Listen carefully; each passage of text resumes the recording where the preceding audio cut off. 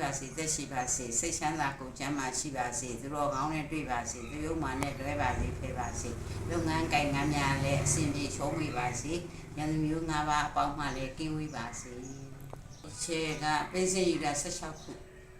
မနေ့မှ20ဒီကျတော့ဒီချက်တင်ချပဲ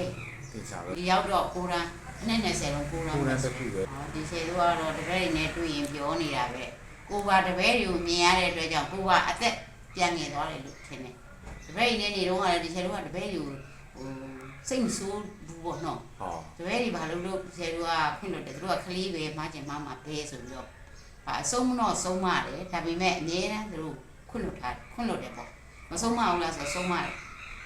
ဒါပေမဲ့တပည့်တွေကတပည့်တွေနဲ့နေရတဲ့အချိန်ကအပြောဆုံးထင်တာပဲ ဟုတ်ကဲ့ပါရှင် နေနေရဲ့အချိန်အကျက်ပြောဆုံးမယ်ကထိန်ခင်းတော့မယ်စိန်ခထိန်အကျိုးနေ့မှာပရိသပင်သီးတယ် ဟော စာမတင်ဟာကလေးတွေခိုးတွေရောပရိသပင်သီးတာတော့ပြောဆုံးပါတဲထိတ်ရင်ဘူးပြောရမယ်ဆိုရင်ဘက်ဆုံးသွားဖြေတဲ့ကလေးတွေနော်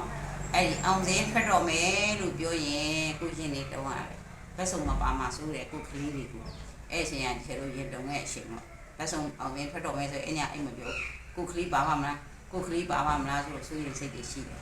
အဲ့ပြောဆုံးကတော့ကထိန်ပရိသပင်အကျိုးသီးတဲ့နေ့ ဟုတ်ကဲ့ပါရှင်